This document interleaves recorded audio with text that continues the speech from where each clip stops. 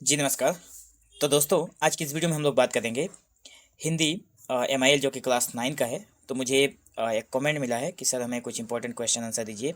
तो अभी मैं फ़िलहाल इस वीडियो में आप लोगों को इस टेक्स्ट बुक का कुछ इंपॉर्टेंट क्वेश्चन देने वाला हूं जो आप लोगों के कल के एग्जाम के लिए बहुत इंपॉर्टेंट है। तो सबसे पहले आप लोग देख लीजिए, फुल मार्क्स 100 है और मार्क्स का जो डिस्ट्रीब्यूशन है वो यहाँ पर किया गया है कि कौन से चैप्टर से कितने मार्क्स आप लोगों को देखने को मिलेंगे। ठीक है, लगभग यहाँ पर सभी चैप्टर्स जो हैं आपके चाहे मतलब पोएट्री के हों या फिर जो पद्यखंड और गद्यखंड है उसमें। तो इसमें होता क्या है कि 4 मार्क्स, 4 मार्क्स या फिर 5 करके एक एक चैप्टर से आप लोगों को क्वेश्चन देखने को मिलेगा। ठीक है, तो बढ़ते हैं आगे और हम लोग ज़्यादा समय बर्बाद ना करते हुए इधर देख लेते हैं। ठीक है, देखिए मैं अभी आप लोगों को 10 से 15 मिनट के अंदर सारी चीज़ों को क्लियर दे देता हूँ कि कौन कौन से क्वेश्चन कल के लिए इंपॉर्टेंट है। ठीक है, देखिए सबसे पहले यहाँ पे सूरदास जो है इनका देहांत कब हुआ था। ठीक है, और यहाँ से संबंधित जो सूरसागर है, सूरसागर वाली और साहित्य लहरी, यहाँ से मतलब जितने भी कवि हैं उन सबका कवि परिचिति आप लोग देख लीजिएगा। ठीक है, बढ़ते हैं आगे और हम लोग यहाँ पे क्वेश्चन देखते हैं। देखिए क्वेश्चन यहाँ पर है कि शोभा सिंधु से कवि का क्या आशय है। ये क्वेश्चन ये इंपॉर्टेंट है। दूसरा, तुमरो कहाँ चोरी हमले में, यह किसका कथन है। ये इंपॉर्टेंट है। ठीक है, अब मैं बार बार नहीं बोलूँगा, बस क्वेश्चन ही बोलता चला जाता हूँ जो भी इंपॉर्टेंट क्वेश्चन है। यहाँ पर 3 नंबर में है, कवि सूरदास ने कृष्ण को रसिक शिरोमणि क्यों कहा है। बहुत ही इंपॉर्टेंट है, वेरी वेरी इंपॉर्टेंट है। अब यहाँ पे जो क्वेश्चन दिए गए हैं आशय स्पष्ट जो है, इसमें से आप लोग ये वाला देख लेना। ठीक है, और क्वेश्चन आंसर जो मतलब सॉरी जो ग्रामर है, ग्रामर आप लोग लगभग सभी देख कर जाना। ठीक है, सेकंड नंबर चैप्टर ये देखिए, कृष्ण प्रेम दीवानी। कृष्ण प्रेम दीवानी की आख्या क्यों मिली है, ये बहुत इंपॉर्टेंट है। मीराबाई की पदावली जो है इनकी भक्ति पदक, ये क्वेश्चन अलग से हैं कि फुटकर पद को क्या कहा गया है।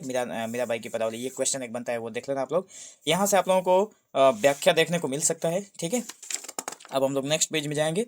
ये देखिए, लोग मीराबाई को बाबरी, सॉरी यहाँ पे देखिए, हाँ, लोग मीराबाई को क्यों बाबरी कहा करते थे। ये बहुत इंपॉर्टेंट क्वेश्चन है। नेक्स्ट क्वेश्चन इंपॉर्टेंट यहाँ पर है कि किसने और क्यों मीराबाई के पास 20 का प्याला भेजा था। बहुत इंपॉर्टेंट है, कई बार एग्जाम में देखने को मिला है। एक क्वेश्चन ये भी है इंपॉर्टेंट कि कवियत्री मीराबाई का संक्षिप्त साहित्यिक परिचय। ठीक है, और ये 4 नंबर का जो सप्रसंग व्याख्या देखने को मिल सकता है कि पग बांध घुंघरू, ये जो पहला नंबर है यहाँ पे आप लोगों का, ये जो पद है इसमें से पहला नंबर नहीं, सेकंड नंबर वाला जो है ये इंपॉर्टेंट है कल के एग्जाम के लिए। ठीक है, उसके बाद हम लोग चलते हैं 3 नंबर चैप्टर में। ये भी आप लोग एक बार पढ़ लेना, रीडिंग थोरोली आप लोग इसको एक बार पढ़ लेना। यहाँ से अगर 3 क्वेश्चन बनेगा तो तीनों का अलग अलग आंसर है, जो कि आप लोगों के लिए आंसर यहीं पे दिया हुआ है। ठीक है, बढ़ते हैं आगे और हम लोग देखते हैं अयोध्या सिंह उपाध्याय हरिओद जी का, जो कि प्रिय प्रभास है। इससे क्वेश्चन बनता है किनका, जो प्रिय प्रभास जो मौलिक उपन्यास नहीं, मतलब प्रिय प्रभास पर इनको कौन सा पुरस्कार मिला है। मंगला प्रसाद पारितोषिक प्राप्त हुआ है। और इनकी 2 मौलिक उपन्यास है, उसको भी एक बार आप लोग देख लेना, अधखिला फूल और हिंदी का ठाठ। ठीक है, अब बढ़ते हैं आगे और हम लोग देखते हैं यहाँ पे कविता में, यहाँ से ये देखिए, हरिओद जी द्वारा विरचित 2 मौलिक उपन्यास यहाँ पे मैंने दे दिया है और उनको कौन सा पुरस्कार प्राप्त हुआ है, दोनों क्वेश्चन यहाँ पर है। अब देखिए यहाँ पर हरिओद जी का संक्षिप्त साहित्यिक परिचय बहुत इंपॉर्टेंट है कल के एग्जाम के लिए। ये भी इंपॉर्टेंट है। सप्रसंग व्याख्या, अचल के शिखरों पर मध्य सने सने, ये भी इंपॉर्टेंट है। ठीक है, नेक्स्ट हम लोग बढ़ते हैं 4 नंबर चैप्टर में, जो कि यहाँ पर हरिवंश राय बच्चन जी का स्वर्गवास कब हुआ, ये देख लेना आप लोग। ठीक है, और ये मधुशाला मधुबाला और मधुकलश से क्वेश्चन बनने के चांस रहते हैं, तो याद रखना कि मधुबाला मधुकलश और मधुशाला किसने लिखा है। ठीक है, अच्छा, अब बढ़ते हैं आगे हम लोग यहाँ पर। तो यहाँ पर एक क्वेश्चन है कि स्वप्न देखने का अधिकार किसे है, ये बहुत इंपॉर्टेंट है। पाँव का दिल कौन चीर देता है, ये भी बहुत इंपॉर्टेंट है। और पथ की पहचान किस प्रकार की जा सकती है, ये क्वेश्चंस हैं जो कि कल के एग्जाम के लिए इंपॉर्टेंट है। ठीक, ये भी एक का नंबर, पूर्व चलने के बटोही बाट की पहचान कर ले, इसमें बटोही किसे कहा गया है। बहुत इजी क्वेश्चन बनता है, ज़्यादा टफ भी नहीं बनता है। ठीक है, और यहाँ पे 1-2 क्वेश्चन है, यात्रा में क्या क्या अनिश्चित रहती हैं, ये इंपॉर्टेंट है। उसके बाद रास्ते का कांटा पाँव का दिल चीर देता है, ये आशा स्पष्ट में आ सकता है।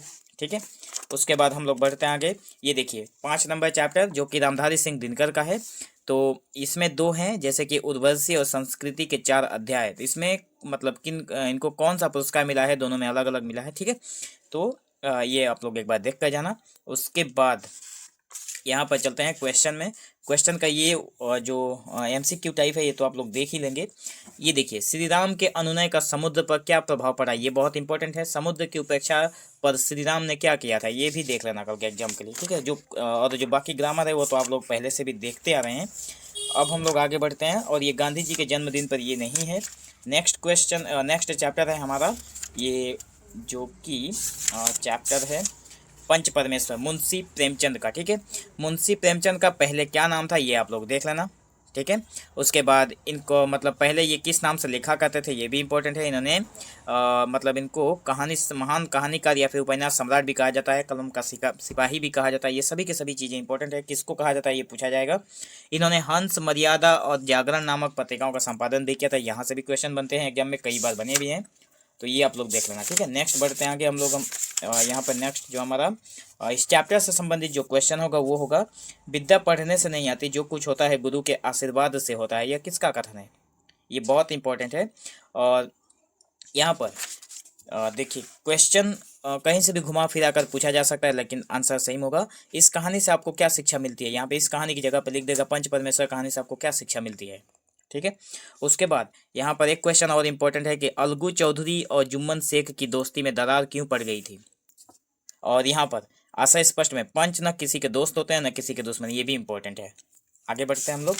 मैं सिर्फ आप लोगों को वही चीज़ें बता रहा हूँ जो कल के एग्जाम के लिए इम्पोर्टेंट हैं। ठीक है, मुझे किसी ने बहुत रिक्वेस्ट किया कि सर किसी भी तरह से आप अपलोड कर दीजिए वीडियो, तो मैं लेकर आया हूँ आप लोगों के। मैं बहुत बिजी था इसलिए वीडियो रिकॉर्ड नहीं कर पा रहा था। ठीक है, ये देखिए इंपॉर्टेंट क्वेश्चन जो खाने खिलाने का राष्ट्रीय शौक है चैप्टर, उसमें से लेखक किस कार्यक्रम को सेठ हीरामल जी से स्पॉन्सर कराना चाहता है, और लेखक अपने पुत्र के जन्मोत्सव कार्यक्रम की होर्डिंग पर क्या लिखवाना चाहता है, ये इंपॉर्टेंट है। ठीक है, उसके बाद इधर देखिए, लेखक अपनी किस युक्ति को 3 in 1 कहता है और क्यों, ये इंपॉर्टेंट है।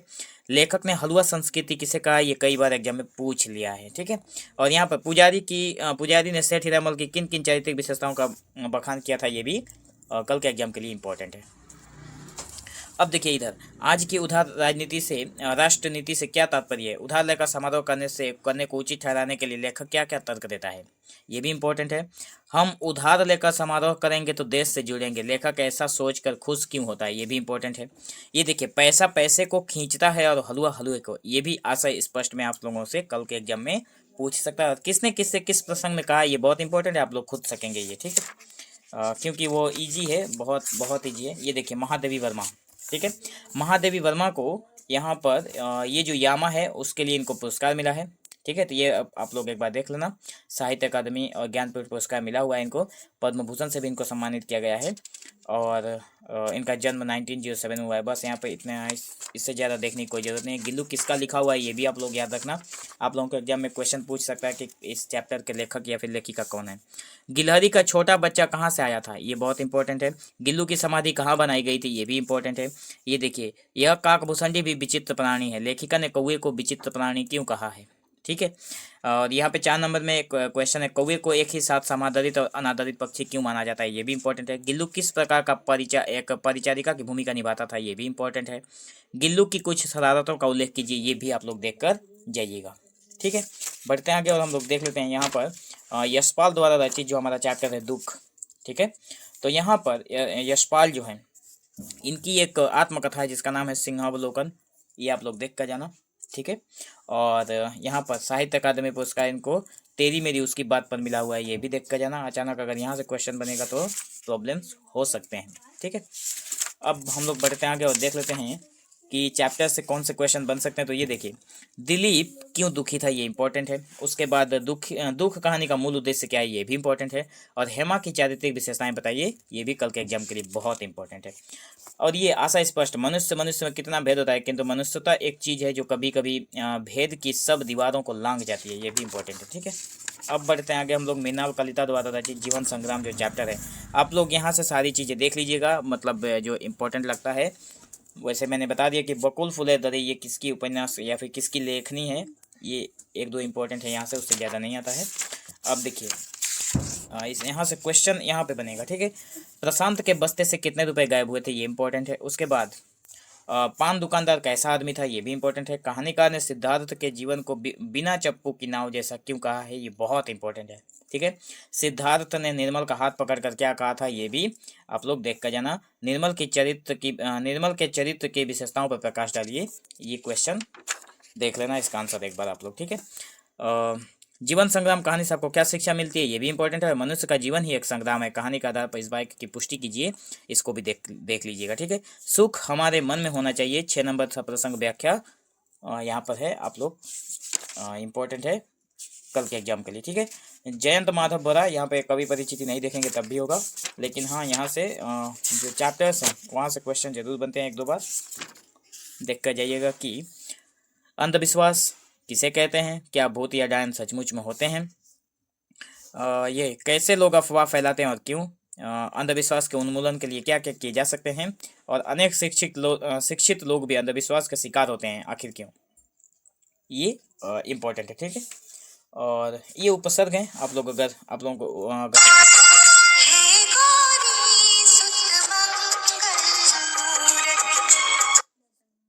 अगर आप लोगों ने निम्नलिखित जो उपसर्ग हैं उनका अगर क्लासेस आप लोगों ने लिया होगा पहले से, तो आप लोगों को पता होगा कि ये उपसर्ग और प्रत्यय हैं, ठीक है। तो वहाँ से देख लेना। पर्वों का देश भारत, जो कि रामनाथ प्रसाद द्वारा लिखा गया है, यहाँ से कवि परिचिति में ज़्यादा इंपॉर्टेंट कुछ है नहीं, बस चैप्टर्स के ही क्वेश्चन हम लोग देखेंगे, ठीक है। ये देखिए, असम में बिहू का क्या महत्व है, ये कितने प्रकार के हैं और कब कब मनाए जाते हैं, ठीक है। उसके बाद एक क्वेश्चन, किस पर्व को फूलों का पर्व कहा जाता है और क्यों, ये बहुत इंपॉर्टेंट है। 6 नंबर देखिए, हमारी परंपरा और संस्कृति एक है, कैसे इसको सिद्ध करना है, ये भी इंपॉर्टेंट है, ठीक है। अब बढ़ते हैं आगे और हम लोग देखते हैं माधव देव द्वारा रचित है, जो कि माधव देव द्वारा वर्गीत है, ठीक है। तो वर्गीत में यहाँ पर माधव देव का निधन कब हुआ, कितने साल तक जीवित रहे, ठीक है, और इनके गुरु का नाम क्या है, ये सारी चीज़ों को आप लोग देख लेना। और ये असमी समाज में मणिकांचन संयोग क्या कहा गया है, क्यों कहा गया है, ये भी आप लोग देख कर जाना, ठीक है। इनका जन्म कब हुआ था, ये भी देखना, बहुत इंपॉर्टेंट है। अब देखिए यहाँ पर जो वर्गीत चैप्टर है उसके क्वेश्चन आंसर को देख लेते हैं। यहाँ पे क्वेश्चन को देखेंगे, इंपॉर्टेंट क्वेश्चन। यशोदा की आंखों से आंसू क्यों बहने लगे, बालक कृष्ण ने माँ यशोदा से क्या शिकायत की। उसके बाद तुम ही हमा को नहीं डाकल माँ, ये कथन किसने किससे और क्यों कहा, लिखिए। ये इंपॉर्टेंट्स हैं, ठीक है, जो कि कल आप लोगों के सुबह एग्जाम में देखने को मिल सकते हैं। यहाँ पर सर्वेश्वर दत्त सक्सेना द्वारा रचित जो चैप्टर कहानी है, कविता है, मुक्ति की आकांक्षा, यहाँ से ज़्यादा क्वेश्चन अभी तक यहाँ पर नहीं बने हैं, फिर भी आप लोग अगर चाहें तो यहाँ से देख सकते हैं, नहीं देखेंगे तब भी होगा, ठीक है। ये देखिए क्वेश्चन, जो कि अपने जिस्म की हाँ देखिए यहाँ पे दिख रहा होगा, अपने जिस्म की गंध तक नहीं मिलेगी, इससे कवि का क्या अभिप्राय है, ये जो लाइन है वो बहुत इंपॉर्टेंट है। उसके बाद यहाँ पर देखिए, यहाँ चुग्गा मोटा है, इसका क्या अभिप्राय है, ठीक है। उसके बाद क्वेश्चन है कि पिंजरे के अंदर चिड़िया को क्या क्या सुख सुविधाएं उपलब्ध हैं, ये भी इंपॉर्टेंट है। और पिंजरे के भीतर चिड़िया के निर्द्वंद कंठ स्वर का क्या आशय है। देखिए, इसको आप चाहें तो बढ़ा चढ़ा कर आशय में लिख सकते हैं, लेकिन निर्द्वंद कंठ स्वर का मतलब यहाँ पे शब्द निधि में दिया हुआ है, बिना किसी रुकावट या बाधा के गाना गाना, ठीक है। तो ये हो गया निर्द्वंद कंठ स्वर का मतलब है, बाकी चीज़ों को आप बढ़ाकर लिख सकते हैं। कविता में चित्रित चिड़िया के स्वभाव के माध्यम से कवि का क्या संदेश देना चाहते हैं, ये इंपॉर्टेंट है, ठीक है। अब हम लोग बढ़ते हैं आगे, और वे भूले नहीं जा सकते जो चैप्टर है वहाँ से देख लेते हैं।